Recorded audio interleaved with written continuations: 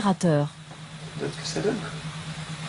Je pense qu'ils sont plus inquiets du retentissement médiatique que ça pourrait avoir, si c'était le cas, que du résultat lui-même, qui après, dont les retombées dépendent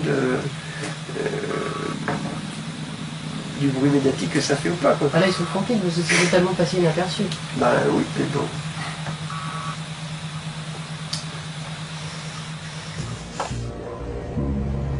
L'étude de Florence Batelier ayant mis 6 ans à sortir, les médias s'en sont totalement désintéressés. Ce que les opérateurs redoutent par-dessus tout, ce sont les enfants qui tombent malades au pied des pylônes. Longué-Jumelles, dans le Maine-et-Loire. En 1997, Jean-Christophe Rétoré a lui aussi vu poindre du jour au lendemain, et sans concertation, un pylône au bout de son jardin. Donc il y avait une antenne relais de 46 mètres de haut qui était implantée juste derrière la piscine, là, qui était à peu près à une petite dizaine de mètres de la palissade, là, de la haie. Là. L'installation de ces antennes relais marque pour Jean-Christophe Rétoré le début du cauchemar. Cela commence par sa volaille, lui aussi en élevait, et jusque-là, avec un très bon rendement. C'est-à-dire j'avais à peu près 80% de taux de réussite et 20% de mortalité. Et on va dire qu'une fois que l'antenne a été mise en place, j'ai eu le phénomène inverse. 20% de réussite et 80% de mortalité, quoi, à peu près. Mais l'histoire ne s'arrête pas là. Quelques mois après la mise en service des antennes relais, sa petite fille Lucie, de 2 ans, tombe malade. Elle a une leucémie. Avec sa femme, il garde un souvenir douloureux de cette époque. Avec le dossier de... Oui, sur l'antenne. Sur l'antenne. Mauvaise période, ça. On peut les regarder aujourd'hui, mais pendant un moment, on avait du mal un peu à les regarder, quoi. Il commence à s'interroger sur les causes de la maladie de Lucie. On avait quand même eu beaucoup de choses qui étaient assez bizarres dans les mêmes moments. C'est-à-dire, pour avoir notre première fille, on n'avait eu aucun souci. Pour avoir notre deuxième, Lucie, ma femme a fait plusieurs fausses couches. En fin de compte, avec le recul, on a pu voir que dans les mêmes périodes où l'antenne a été mise en place, on a eu les problèmes de fausses couches, des problèmes d'élevage de volailles qui étaient assez bizarres, et la leucémie de notre fille. Donc, tous ces facteurs, dans une période relativement courte, ont fait qu'on s'est quand même vraiment penché sur cette question d'antenne qui, auparavant, on s'était pas posé plus de questions que ça, quoi. Elle était à côté de chez nous, elle était à côté de chez nous. Un petit peu... Les Rétoré contactent la société SFR qui a installé les antennes relais. Ils me disent que voilà, on risque rien, il n'y a aucun danger, il n'y a aucun souci, que si elle est malade, c'est pour une autre raison, mais que effectivement le facteur déclenchant que moi je leur propose, c'est pas ça. Qu'est-ce que vous leur répondez, vous, à ça? Eh ben moi je leur dis tout simplement, je veux bien vous croire, j'y connais rien, je suis pas un scientifique, je suis monsieur tout le monde, et à partir de là, je veux bien vous croire, mais apportez-moi la preuve que mes enfants ne risquent rien à proximité de l'antenne. Apportez-moi la preuve, ça veut dire que vous demandiez quoi en fait? Moi je demandais qu'ils me fassent un courrier écrit en me disant voilà, vous êtes à proximité d'une antenne relais, on vous certifie que vous ne risquez rien. Et alors ce courrier? Et alors ce courrier, je l'ai jamais eu. Jean-Christophe Rétoré et son épouse continuent de se battre. SFR les convoque alors en septembre 2001 dans ses locaux pour leur faire une proposition. Quand on arrive là-bas, en fin de compte, ils nous annoncent qu'il nous faut une proposition de rachat de notre maison. Donc on est un petit peu abasourdi par rapport à ça. Et en même temps, ils nous présentent un courrier qui est ici, mais qui est un courrier qui est déjà préparé, qu'on doit recopier. Dans lequel il est stipulé que, en fin de compte, on s'engage à vendre notre maison. Et en contrepartie, on s'engage aussi à ne plus communiquer avec les médias concernant ce dossier. Voilà, c'était un petit peu le deal un petit peu de ce courrier. Donc on est un petit peu abasourdi parce qu'on n'y allait pas du tout pour ça. Et une décision, il nous demande de prendre une décision relativement rapidement par rapport à ça. Donc vous l'écrivez sur place Donc sur place, en fin de compte, on recopie exactement ce qui est déjà en modèle, quoi. On a un modèle pour faire ce courrier, quoi. Et donc on recopie ligne à ligne, mot à mot, tout ce courrier, quoi. Donc c'est marqué, c'est pourquoi mon épouse et moi-même avons pris la décision de déménager de Longué-Jumelles. Nous tenons à vous préciser que si notre proposition est acceptée rapidement, nous nous abstiendrons de participer à l'avenir à tout débat et à toute communication sur les antennes de téléphonie mobile, car l'essentiel pour nous est de retrouver au plus vite la sérénité dans notre vie familiale. Voilà. Ce qui leur faisait peur, c'était le fait d'associer un enfant malade à l'antenne relais. Donc là, pour nous, ça nous a paru très clairement, très rapidement, qu'en fin de compte, ce qu'ils voulaient pas être associés, ils voulaient pas être associés à la maladie d'un enfant. Finalement, le rachat de la maison ne se fera pas. Les employés de SFR expliqueront au Rétoré que la direction à Paris a fait machine arrière. En contrepartie, SFR démonte l'antenne. Le pylône de 46 mètres tombe en 2003. Jean-Christophe Rétoré filme leur victoire et sa petite fille Lucie.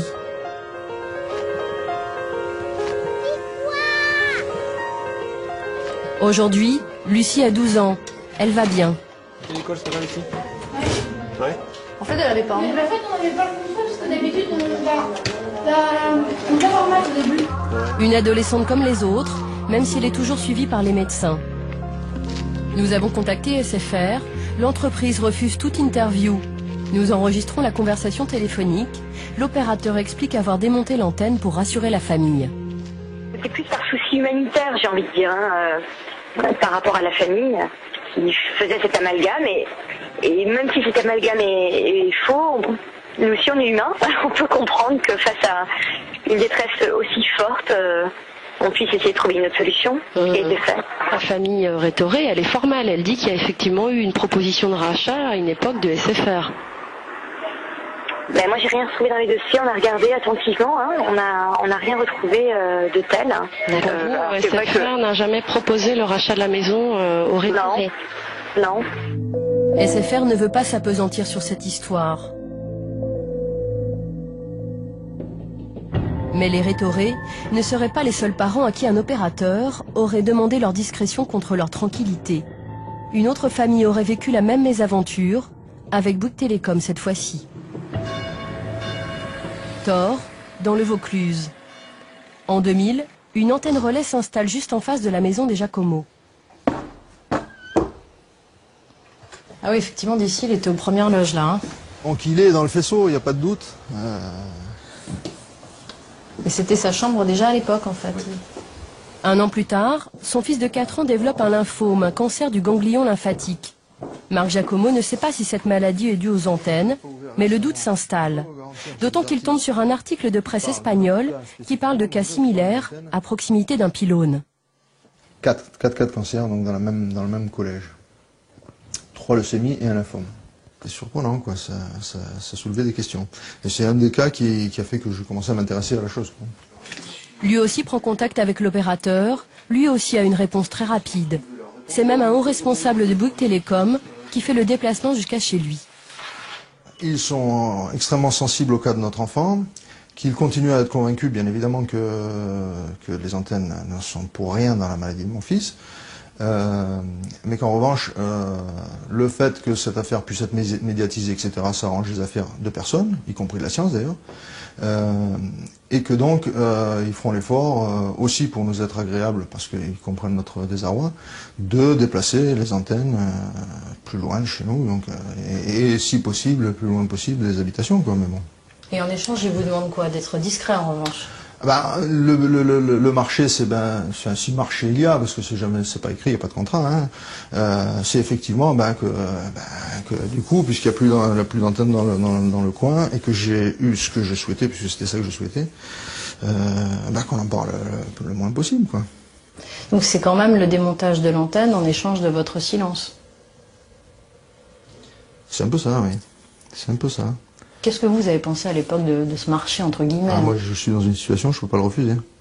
Pourquoi vous ne pouvez pas le refuser? Parce qu'il s'agit de la santé de mon fils. Donc, quand bien même j'aurais été un militant acharné, ce que j'ai jamais été, à un moment donné, si c'est la santé de mon fils qui est en jeu, je m'écrase. Depuis, son fils est guéri. En 2002, Bouygues Télécom démonte l'antenne relais et envoie même ses vœux. Je m'avais envoyé les vœux de prompt rétablissement pour mon fils, ça c'était après vous pouvez nous montrer ça? Leur intervention, bien sûr. Voilà, meilleurs vœux pour cette nouvelle année. Que celle-ci vous apporte, ainsi qu'à votre famille, en particulier à Pierre, tout ce que vous pouvez en attendre, bien cordialement. Nous avons contacté Bouygues Télécom. Le haut responsable qui s'était rendu chez les Giacomo est depuis parti à la retraite. L'opérateur dit ne plus avoir de traces de ce dossier et refuse donc d'en parler. Mais cette année-là, un peu partout en France, des riverains d'antennes relais s'alarment. La colère gronde, l'État se doit de légiférer. Résultat, ce sont des normes peu contraignantes qui vont être adoptées quelques mois plus tard, et cela en toute discrétion. Le décret qui réglemente les antennes relais, le voici. Les antennes de téléphonie mobile peuvent émettre en fonction des gammes de fréquences entre 41 volts et 61 volts par mètre. Des valeurs très importantes comparées à d'autres pays européens qui à ce moment-là ont déjà adopté des normes d'exposition dans les lieux de vie 10 fois moins élevées. Luxembourg, 4 volts par mètre. Suisse, entre 4 et 6 volts par mètre. Italie, 6 volts par mètre. La liste des ministres français à avoir signé ce décret est longue. Le Premier ministre, les ministres de l'Industrie, de l'Économie, de l'Emploi, de l'Intérieur, de la Défense, des Transports, de la Culture ou encore de la Santé. Un seul d'entre eux manque à l'appel, et pas des moindres, le ministre de l'Environnement. Pourquoi Yves Cochet, aujourd'hui député vert, n'a-t-il pas à l'époque signé? C'est le fameux décret. Le fameux décret. Qui réglemente oui. les normes sur les antennes relais. Oui. Et là où je suis un petit peu étonnée, c'est que votre nom n'y figure pas, alors qu'il y a de nombreux noms de ministres. Est-ce que vous pouvez m'expliquer pourquoi à l'époque vous ne l'avez pas signé? Oui, en effet. Eh bien, comme il est indiqué, si je me souviens bien, ce décret est marqué fait à Paris le 3 mai 2002. Retenez bien cette date parce que on se souvient du 21 avril 2002. Il est 20h, c'est un coup de tonnerre. Les militants socialistes apprennent que Lionel Jospin, leur Premier ministre, est éliminé dès le premier tour de l'élection présidentielle. J'assume pleinement la responsabilité de cet échec et j'en tire les conclusions en me retirant de la vie politique après la fin de l'élection présidentielle. Alors que dans les ministères, tous font leur carton, le décret sur les antennes relais est signé dans la plus grande confidentialité.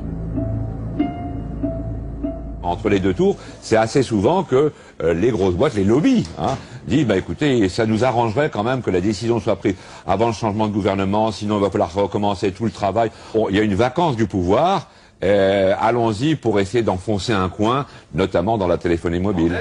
Yves Cochet aurait alors été écarté des discussions, car le ministre de l'Environnement jugeait ces normes beaucoup trop élevées. Chacune d'entre elles soit moins puissante. L'opérateur a dit non mais on va encore se laisser emmerder par les écolos, c'est pas la peine d'insister, il le signera pas de toute façon, faisons-le discrètement, sans lui. Et comme de toute façon c'est légal, ils l'ont fait. Pourquoi les opérateurs tiennent autant à ces seuils si hauts? Ils présentent de sérieux avantages économiques. Plus la norme est élevée, donc la dose reçue, l'intensité est élevée, et moins on a besoin de mettre d'antennes. Évidemment, moins on met d'antennes, moins les frais fixes, enfin on peut dire les investissements sont forts, quoi. Dans le bar de ce grand hôtel, le scientifique présent en 1994 aux réunions des professionnels des ondes nous confie comment ces normes ont été élaborées. Selon lui, les industriels ont effectivement été consultés par l'État. C'est-à-dire que vous les informiez un peu de toutes les réunions préparatoires qu'il y avait sur les normes, en fait. C'est le ministère qui faisait ça. C'est le ministère qui le faisait? Ah oui, ils informaient les industriels aussi de ça. D'accord. Donc là, l'action de lobbying, c'était ça. C'était essayer d'avoir les normes les plus ajustées à l'industrie. Le mieux qui soit acceptable effectivement pour l'industrie. Et ils y sont arrivés? Mais ces normes protègent-elles notre santé? D'après ce scientifique, uniquement de l'effet thermique des ondes. Les normes protègent des effets thermiques, donc ça veut dire protègent des brûlures. Des brûlures et de tous les effets d'augmentation de la température.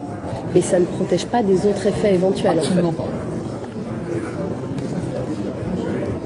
C'est quand même un problème, ça. Ça, on l'a chanté sur tous les tons, etc. Nous avons un potentiel qui moins exagéré. Vous pensez que le corps s'adapte aux ondes électromagnétiques, en fait? Et tous les signes que l'on voit actuellement sont des signes d'adaptation. C'est pas des mots de tête, tout ce qui a été décrit, mais ce sont des signes d'adaptation. Ah oui, il faut en passer par là, en gros, pour s'adapter, quoi. Voilà, alors ça joue sur une frange de la population. on serait dans un pays où il n'y aurait pas de médias.